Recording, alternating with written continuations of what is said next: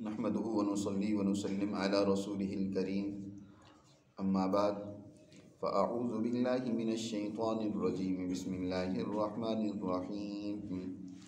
إذ قال الله يا عيسى إني متوفيك ورافعك إلي ومطهرك من الذين كفروا وجاعل الذين اتبعوك فوق الذين كفروا إلى يوم القيامة ثم إلي مرجعكم فأحكم بينكم فيما كنتم فيه تختلفون فأما الذين كفروا فأعذبهم عذابا شديدا في الدنيا والآخرة وما لهم من ناصرين وأما الذين آمنوا وعملوا الصالحات فيوفيهم أجورهم والله لا يحب الظالمين ذلك نتلوه عليك من الآيات والذکر الحکیم صدق اللہ العظیم۔ گزشتہ آیات مبارکہ میں حضرت عیسیٰ علیہ السلام کی ولادت باسعادت کا تذکرہ ہوا ہے، بلکہ اس سے پہلے ان کی والدہ حضرت مریم علیہ السلام کی ولادت کا ذکر ہوا۔ یہ ساری چیزیں اس بات کو واضح کرتی ہیں کہ عیسیٰ علیہ السلام اللہ کی مخلوق ہیں اور ان کی بھی ایک عام انسانوں کی طرح ولادت ہوئی ہے۔ یہ الگ بات ہے کہ قدرت کا معجزہ یہ ظاہر ہوا کہ اللہ نے حضرت مریم یعنی ان کی والدہ کے اندر دونوں قسم کی طاقتیں اور قوتیں جمع فرما دی۔ ان کے اندر مردانہ صلاحیتیں بھی ہیں، ان کے اندر زنانہ صلاحیتیں بھی ہیں۔ اس لیے دنیا جہاں کی تمام عورتوں پر خصوصیت کے ساتھ حضرت مریم کو اللہ تعالیٰ نے منتخب کر لیا، چن لیا، جس کا ذکر پیچھے ہوا ہے کہ اللہ تعالیٰ ارشاد فرماتے ہیں یا مریم اقنتی لربک، تم اپنے رب کی فرما برداری اور اطاعت کرتی رہو، کیونکہ ہم نے اصطفیٰ کی اعلیٰ نساء العالمین، دنیا جہاں کی عورتوں پر ہم نے تمہیں چن لی ہے، تمہیں فضیلت دی ہے، برتری دی ہے کہ تم سے اللہ ایک ایسا بیٹا اور ارجمند پیدا کرے گا جو دنیا میں ایک انقلاب پیدا کرے گا۔ بنی اسرائیل کے اندر ان کے اندر جو خرابی دین کے حوالے سے پیدا ہو چکی ہے اس کو درست کرے گا اور اس کی اصلاح کرے گا۔ بنی اسرائیل میں بے شمار انبیاء آئے، جس کا تذکرہ میں بارہا درس میں کر چکا ہوں۔ 4000 کے قریب انبیاء علیہ السلام کی بعثت بنی اسرائیل میں ہوئی ہے، اور حضرت عیسیٰ علیہ السلام بنی اسرائیل کے انبیاء میں سے سب سے آخری ہیں، اس لیے ان کو خاتم بنی انبیاء بنی اسرائیل کہنا چاہیے۔ خاتم انبیاء بنی اسرائیل ہے، یعنی بنی اسرائیل کے انبیاء کے آخری پیغمبر ہیں۔ یہاں سے ان آیات مبارکہ میں حضرت عیسیٰ علیہ السلام جب دنیا میں تشریف لائے اور ان پر نبوت اور رسالت کی ذمہ داری ڈالی گئی اور انہوں نے بنی اسرائیل کو سمجھانا شروع کر دیا، تو ہمیشہ کی طرح مذہب میں بھی جب بگاڑ پیدا ہو جاتا ہے تو مذہبی جماعتوں کے اندر وہی مفاد پرستی، سرمایہ پرستی، سود خوری اور عیاشی پیدا ہو جاتی ہے، تو وہ مذہب کو ہی اپنی اس عیاشی کا اعلی کار بنا کر استعمال کرتے ہیں۔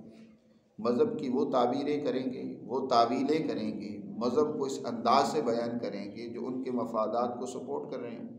اگر کوئی ان کی ان غلط نظریات و افکار اور اعمال پر رد کرتا ہے، ان کو سمجھاتا ہے، تو وہ الٹا اسی شخص کے دشمن بن جاتے ہیں۔ ہمیشہ سے ایسا رہا ہے۔ حضرت عیسیٰ علیہ السلام کے بھی یہ بنی اسرائیل دشمن بن گئے۔ جو طبقہ دشمن بنا، یہودی ان کو کہا جاتا ہے، جو حضرت عیسیٰ علیہ السلام پر ایمان لے آئے اور انہوں نے ان کی اتباع اور پیروی کر لی، اور انہوں نے ہر طرح سے ان کے اس مشن میں ان کا ساتھ دیا، ان کی مدد اور یاوری کی، ان کو انصار کہا گیا۔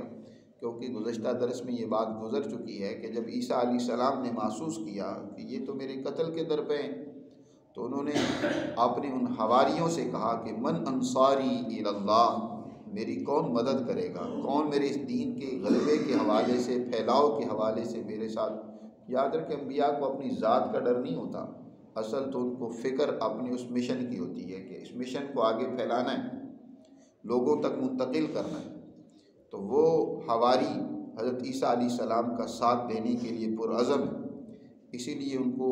نصارہ کہا جاتا ہے، یا انصار بھی اسی سے ہے، نصارہ بھی اسی سے ہے کہ انہوں نے حضرت عیسیٰ علیہ السلام کا ساتھ دینے کے حوالے سے اپنے عزم کا اظہار کیا۔ تو یہ جو ایک گروہ تھا، مفاد پرست جو طبقہ تھا اس وقت بنی اسرائیل میں، جو یہودی تھا، وہ حضرت عیسیٰ علیہ السلام کے قتل کے درپے ہے، انہیں قتل کرنا چاہتا ہے۔ چنانچہ بادشاہ وقت تک کو اپنی اس اقتدار کا جب خطرہ لاحق ہوا تو اس نے پوری فوج حضرت عیسیٰ علیہ السلام کے قتل کرنے پر لگا دی۔ حضرت عیسیٰ علیہ السلام جس مکان کے اندر وہ لوگوں کو تعلیم و تربیت دیتے تھے اس کا محاصرہ کر لیا گیا، اور حضرت عیسیٰ علیہ السلام کے بارے میں حکم جاری کیا گیا کہ انہیں پکڑ کر سولی لٹکا دو۔ لیکن اللہ کی قدرت کہ عیسیٰ علیہ السلام کا وہ بال بھی بیکا نہ کر سکے، اللہ نے انہیں صحیح سالم اپنے روح اور جسم سمیت آسمانوں پر اٹھا لیا، اپنے پاس اٹھا لیا، اور جو انہیں پکڑنے کے لیے گئے انہی میں سے ایک آدمی، اس پر عیسیٰ علیہ السلام کی شبیہ ڈال دی گئی، وَلَٰكِن شُبِّهَ لَهُم، قرآن میں ہے وَمَا قَتَلُوهُ وَمَا صَلَبُوهُ وَلَٰكِن شُبِّهَ لَهُم، انہوں نے عیسیٰ علیہ السلام کو قتل نہیں کیا، نہ سولی چڑھا سکے، کسی اور کو سولی چڑھا دیا، بس خوش ہو گئے کہ ہم نے جو ہے نا کام تمام کر دیا عیسیٰ علیہ السلام کا۔ قرآن کہتا ہے بل رفعہ اللہ الیہ، بلکہ اللہ نے عیسیٰ علیہ السلام کو اپنے پاس اٹھا لیا۔ اور احادیث مبارکہ میں تفصیل کے ساتھ آتا ہے کہ حضرت عیسیٰ علیہ السلام آخری زمانہ میں دنیا میں تشریف لائیں گے، اور وہ دین محمدی کے متبع اور پیروکار ہوں گے۔ جناب رسول اللہ صلی اللہ علیہ وسلم کے امتی کی حیثیت سے دنیا میں جو عیسائیوں نے دین کے اندر تحریفات پیدا کر رکھی ہیں، خود عیسیٰ علیہ السلام کے بارے میں عجیب و غریب عقیدے انہوں نے جو گھڑ رکھے ہیں، اس کی اصلاح فرمائیں گے۔ اور اسی طرح یہودیوں جنہوں نے ان سے دشمنی کی تھی، ان کو دعوت حق دیں گے، جو تو قبول کر لے گا فبیہا، جو نہیں قبول کرے گا تو اس کے خلاف جہاد کریں گے، قتال کریں گے، یہاں تک کہ دنیا میں ہر قسم کے ظلم اور کفر کا خاتمہ ہو جائے گا۔ حدیث میں یہاں تک آتا ہے کہ کوئی یہودی اگر کسی پتھر کے پیچھے چھپ کے جان بچانا چاہے گا تو وہ پتھر بھی بول اٹھے گا کہ یہ میرے پیچھے ایک یہودی چھپا بیٹھا ہے۔ درخت کے اوٹ میں کوئی ہوگا تو درخت خود پکار کر کہے گا کہ ادھر ذرا متوجہ ہونا، اے عیسیٰ کو ماننے والے، یہ ادھر ایک یہودی چھپا ہوا ہے۔ یہ ایک سازشی قوم جس نے حضرت عیسیٰ علیہ السلام جیسے اپنے پیغمبر کو بھی معاف نہیں کیا، انہیں قتل کیا اور سولی لٹکا دیا اپنے گمان کے مطابق۔ اللہ نے تو ان کی حفاظت فرمائی، لیکن انہوں نے اپنے گمان کے مطابق ان کو سولی چڑھا دی۔ اور آج تک عیسائیوں کے اندر بھی ایک طبقہ ایسا ہے جو انہی کے ان پھیلائے ہوئے نظریات و عقائد پر عمل کر رہا ہے، وگرنہ شروع میں حضرت عیسیٰ علیہ السلام کے بارے میں ان کے حواری جو تھے، ان میں سے ایک جماعت ایسی تھی جو حضرت عیسیٰ علیہ السلام کے بارے میں صحیح اور درست نظریہ رکھتی تھی کہ وہ اللہ کے پیغمبر ہیں، نہ تو خدا ہے، اور وہ مریم کے بیٹے ہیں، اور اللہ نے ان کو اپنے پاس اٹھا لیا ہے، اور اللہ جب چاہے گا ان کو دوبارہ انسانیت کی ہدایت اور رہنمائی کے لیے بھیجے گا۔ یہاں بھی انہی باتوں کا تذکرہ کیا ہے۔ اب قرآن کیا ہمیں سمجھاتا ہے یا بتاتا ہے حضرت عیسیٰ علیہ السلام کے بارے میں، ہم قرآن کی زبانی سمجھتے ہیں۔ اللہ تعالیٰ ارشاد فرماتا ہے کہ اذ قال اللہ یا عیسیٰ، کہ جب اللہ تعالیٰ نے فرمایا اے عیسیٰ انی متوفی کا، کہ بے شک میں تیرا وقت پورا کروں گا۔ متوفی کا وفات سے یا وفا سے، وفا کا معنی ہوتا ہے پورا کرنا، جیسے کہ وعدہ وفا کرنا، وعدے کا جو وقت مقرر ہو اس کو پورا کرنا، اس کے معنی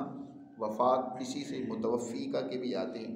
یا جو دنیا سے انسان چلا جاتا ہے تو اس کی زندگی کا بھی ایک وقت مقرر ہے، وہ اپنا وقت مقررہ پورا کر کے دنیا سے چلا جاتا ہے، اس لیے اس کو کہتے ہیں وفات۔ وفات بھی اسی لیے کہ اس نے اپنا وقت پورا کر لیا جو اس کو اللہ نے دنیا میں رہنے کے لیے دیا تھا۔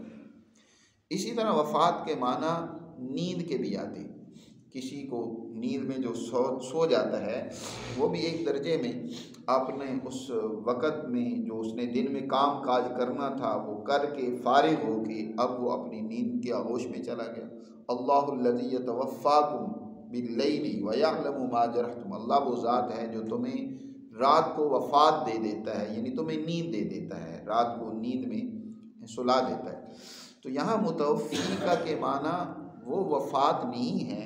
جو عام معروف ہے، یعنی کسی کی روح قبض کر لینا، وہ مراد نہیں ہے، بلکہ یہاں متوفی کا کے معنی ہے وقت پورا کرنا، کہ آپ کا ایسا جو وقت اللہ نے دنیا میں زندگی کا رکھا ہے وہ پورا ہوگا۔ حضرت عیسیٰ علیہ السلام کیونکہ ان کے بارے میں پیچھے گزرا ہے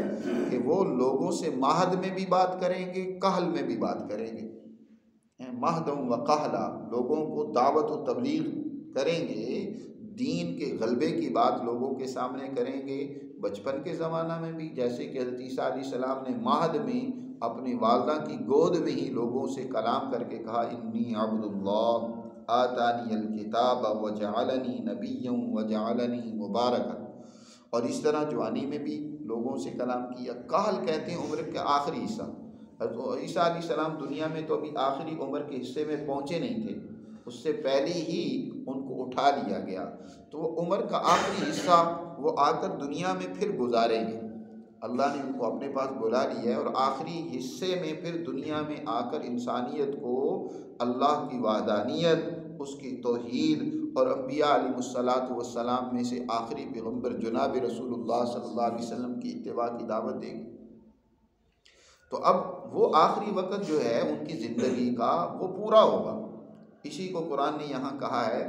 کہ انی متوفی کا، کہ بے شک ہم آپ کا وقت پورا کریں گے، اور ورافعوک الیہ، اور آپ کو اپنی طرف اٹھا لیں گے۔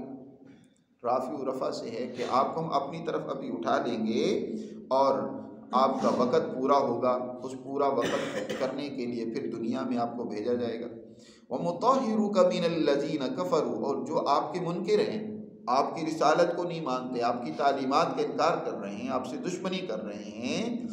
اور آپ پر الٹا الزام لگا رہے ہیں۔ ایک جماعت نے حضرت عیسیٰ علیہ السلام پر الزام تراشیاں بھی کی، ان کو یہ ہے الیاذ باللہ زنا کا بیٹا، اور اس طرح ان کے اوپر الزام تراشیاں کی، جھوٹا قرار دیا، اور اس طرح غلط ان کے بارے میں غلط افکار پھیلانے کی کوشش کی۔ تو اللہ تعالیٰ نے فرمایا کہ وہ مُطَهِّرُكَ مِنَ الَّذِينَ كَفَرُوا، جو آپ کے منکر ہیں، آپ پر الزام تراشیاں کر رہے ہیں۔ ایک الزام تراشی تو یہی جو یہودیوں نے کی ہے، اور اسی طرح الزام تراشی یہودیوں کی یہ بھی تھی جو عیسائیوں میں بھی آج کل پھیلی ہوئی ہے کہ ان کو سولی چڑھا دیا گیا، مصلوب انہیں کر دیا گیا۔ یہ بھی ان پر ایک جھوٹا الزام ہے کہ انہوں نے کفارہ دے دیا انسانیت کے گناہوں کا، اور وہ خود سولی چڑھ گئے۔ اس طرح کے جو جھوٹ ان کے بارے میں منسوب کیے گئے ہیں، ان کی نسبت بھی اللہ تعالیٰ تطہیر کرے گا۔ حضرت عیسیٰ علیہ السلام آ کر ان تمام الزامات کو رد کریں گے، اور ایسے لوگوں کی اصلاح کریں گے جو غلط فہمیوں میں مبتلا ہیں۔ اگر سمجھ جائیں گے، دین محمدی قبول کر لیں گے تو فبیا، وگرنہ پھر سزا بھگتیں گے۔ اس سے پہلے دنیا میں دین اسلام کا جو حکم ہے وہ یہ ہے کہ یہ دین اور نظریہ، یہ اس کو قبول کرنا ایک ذاتی عمل ہے، اس کی سزا تو دنیا میں اللہ تعالیٰ نے نہیں رکھی ہے، اس کی سزا آخرت میں ملے گی۔ دین کے حوالے سے فرما دیا لا اکراہ فی الدین، دین کے حوالے سے کسی پر جبر نہیں کیا جائے گا کہ تم زبردستی اس دین اور نظریے کو قبول کرو۔ ہر ایک کو اپنی جگہ پر اگر کوئی بھی نظریہ رکھتا ہے، بشرطے کہ اس کا نظریہ وہ فکر دوسروں کے لیے اذیت اور تکلیف کا باعث نہ بنے، تو اسلام اس سے مزاحمت نہیں کرتا۔ البتہ دنیا کے اندر دین اسلام جو انسانوں کو معاشرتی، معاشی، سیاسی نظام دیتا ہے، اس کے خلاف کسی کو بھی کوئی قانون توڑنے کی اجازت نہیں ہے۔ اگر اس کے خلاف کوئی عمل کرتا ہے جو دشمن کرتا ہے، اسلامی معاشرے کو خراب کرنے کی کوشش کرتا ہے، کوئی کسی کو تکلیف پہنچاتا ہے، تو اسلام اس کے خلاف سخت ایکشن لیتا ہے۔ قرآن نے دوسری جگہ پر واضح طور پر فرمایا لا ينهاكم الله عن الذين لم يقاتلوكم في الدين ولم يخرجوكم من دياركم ان تبروهم وتقسطوا اليهم۔ اللہ تمہیں اس بات سے نہیں منع کرتا، روکتا کہ جو لوگ تم سے لڑائی نہیں کرتے، انہوں نے تم کو تمہارے گھروں سے بے گھر نہیں کیا، تمہیں کوئی نقصان نہیں پہنچایا، تو ان تبروهم، تم ان کے ساتھ اچھا سلوک کرو، وتقسطوا، ان کے ساتھ انصاف کرو۔ تو اس سے اللہ تمہیں نہیں منع کرتا کہ ان کے ساتھ تم اچھا سلوک نہ کرو، نیکی نہ کرو، ان کے ساتھ جو ہے اخلاق سے پیش نہ ہو، انصاف نہ کرو، بلکہ ان اللہ یحب المقسطین، اللہ انصاف کرنے والوں کو پسند کرتا ہے۔ تو دنیا میں کوئی کافر بھی ہے تو اس کو زبردستی کلمہ نہیں پڑھایا جائے گا کہ تم زبردستی کلمہ پڑھو۔ کلمہ تو ایمان تو اپنے دل کی تصدیق سے ہوتا ہے، جو اس کو سچا جانتا ہے، مانتا ہے، سمجھتا ہے عقل و شعور سے، دل و دماغ سے، اور اس کو قبول کرتے وہی ایمان معتبر ہے۔ اگر کوئی زبان سے کلمہ پڑھتا رہے، دل میں تصدیق اس کے نہیں موجود، تو وہ ایمان معتبر نہیں ہے۔ تو اس لیے زبردستی کلمہ کسی کو نہیں پڑھایا جائے گا۔ لیکن آخر میں حضرت عیسیٰ علیہ السلام آ کر پھر دین اسلام کا یہ پیغام لوگوں کے سامنے پیش کریں گے، اور وہ اللہ کی طرف سے آخری حجت ہوگی انسانیت کے لیے کہ اب اس کو قبول کرو، اب کسی قسم کے اختلاف کی گنجائش نہیں ہے، قبول کرو تو ٹھیک ہے، نہیں قبول کرتے تو پھر اب یہاں دنیا میں صرف انہی لوگوں کا بسیرا ہوگا جو صرف اللہ کی سچی بات کو ماننے والے ہوں گے، اور طرح طرح کے الزام تراشیاں کرنے والے عیسیٰ علیہ السلام کے بارے میں یا انبیاء کے بارے میں ان کے لیے اب ٹھکانہ نہیں ہے۔ اسی کو قرآن نے کہا وَمُطَهِّرُكَ مِنَ الَّذِينَ كَفَرُوا وَجَاعِلُ الَّذِينَ اتَّبَعُوكَ فَوْقَ الَّذِينَ كَفَرُوا إِلَى يَوْمِ الْقِيَامَةِ، اور جو لوگ آپ کی اتباع اور پیروی کرنے والے ہوں گے ان کو ان لوگوں پر جو آپ کے منکر ہیں، آپ کا انکار کرنے والے ہیں، ان کے اوپر فوقیت دوں گا، غلبہ دوں گا یوم القیامہ، قیامت تک کے لیے۔ یہاں حضرت عیسیٰ علیہ السلام کے ماننے والوں کو اللہ نے ایک بہت بڑی غلبے کی پیشین گوئی دی ہے کہ جو ان کی اتباع اور پیروی کرنے والے ہیں، اور حقیقی معنوں میں عیسیٰ علیہ السلام کا جو مقام و مرتبہ ہے، جو انہوں نے پیغام انسانیت کے سامنے رکھا، نبی کریم صلی اللہ علیہ وسلم نے بھی وہی پیغام، آپ فرماتے ہیں کہ میں وہی بات کہتا ہوں جو نوح نے کی، عیسیٰ نے کی، موسیٰ نے کی، میں کوئی اپنی طرف سے بات نہیں کرتا، بل کما وَأُوحَيْنَا إِلَيْكَ كَمَا أَوْحَيْنَا إِلَىٰ إِبْرَاهِيمَ وَإِسْمَاعِيلَ وَإِسْحَاقَ وَيَعْقُوبَ وَالْأَسْبَاطِ وَعِيسَىٰ وَأَيُّوبَ وَيُونُسَ وَهَارُونَ وَسُلَيْمَانَ، آپ صلی اللہ علیہ وسلم تو تمام انبیاء علیہ السلام کی سچائیاں لے کر آئے،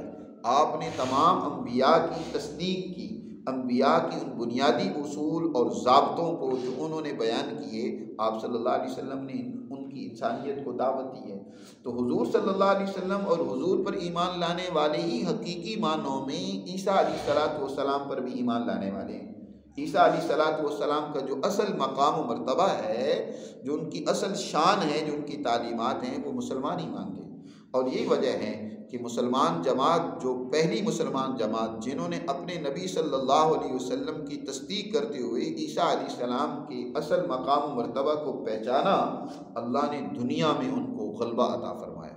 وہ مسلمان جماعت مشرق و مغرب میں پھیل گئی اور اللہ نے ان کا اقتدار قائم کر دیا۔ اس وقت کی دنیا میں یہودی برادری ہو یا عیسائی برادری ہو، سب کی سب مغلوب ہوئی، ناکام ہوئی۔ لیکن اب پھر رفتہ رفتہ خود مسلمان تنزل کا شکار ہو گئے، دین کے حوالے سے بھی کمزوری میں مبتلا ہو گئے۔ تو پھر اب عیسائی برادری جو حضرت عیسیٰ علیہ السلام کو اگرچہ ان کی اصل شان کے اعتبار سے تو نہیں مانتی، لیکن ماننے کا دم تو بھرتی ہے۔ تو وہ چاہے عیسائی ہوں یا مسلمان ہوں، جو ان کو ماننے کا دعویٰ کرتے ہیں، اللہ نے ان کے غلبے کا ذکر کیا ہے کہ اللہ ان کو قیامت تک کے لیے غالب رکھے گا۔ جو ان کے منکر تھے یہودی، وہ ہمیشہ سے مغلوب ہو گئے، ہمیشہ سے زوال میں چلے گئے۔ جنہوں نے حضرت عیسیٰ علیہ السلام سے دشمنی کی، ان کو قتل کرنے کی منصوبے بنائے، اور آج تک وہ دشمنی کر رہے ہیں نہ حضرت عیسیٰ ہی سے بلکہ آخری پیغمبر جناب رسول اللہ صلی اللہ علیہ وسلم سے، تو وہ اگر دنیا میں کہیں سر اٹھاتے بھی ہیں تو ان کو مدد لینی پڑتی ہے، یا تو عیسائیوں کی۔ آج بھی اسرائیل کی صورت میں جو ایک ملک چھوٹی سی انہوں نے ایک ریاست قائم کر لی ہے، وہ عیسائیوں کی سپورٹ سے کی ہے۔ قرآن نے دوسری جگہ پر فرمایا ضربت علیہم الذلۃ والمسکنۃ وباءوا بغضب من اللہ، اللہ نے ان کے اوپر مسکنت اور ذلت قیامت تک کے لیے مسلط کر دی ہے۔ لیکن اب اگر کہیں کوئی تھوڑی بہت عزت حاصل کریں گے تو الا بحبل من اللہ وحبل من الناس، یا تو اللہ تعالیٰ پر ایمان لیں،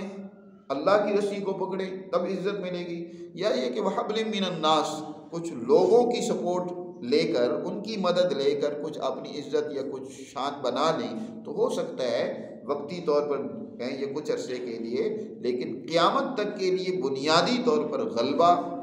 فرمایا کہ انہی لوگوں کا ہوگا جو آپ کی اتباع کرنے والے ہیں۔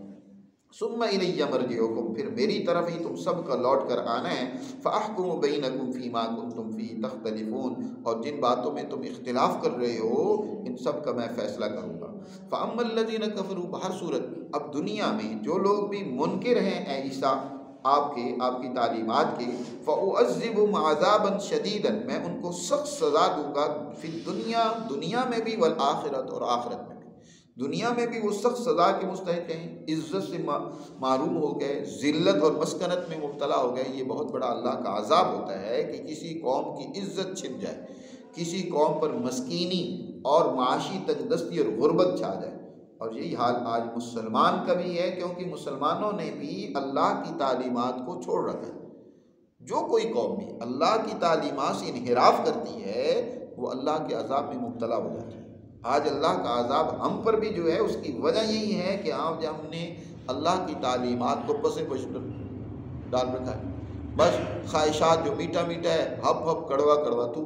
قرآن مجید نے دوسری جگہ پر فرمایا نا، پہلی بگڑی ہوئی مذہبی جماعتوں کا ذکر کرتے ہوئے فرمایا کہ وہ ان کا حال یہ کہتے ہیں نؤمن ببعض ونکفر ببعض، ہم کچھ تو مانتے ہیں کچھ کو نہیں مانتے۔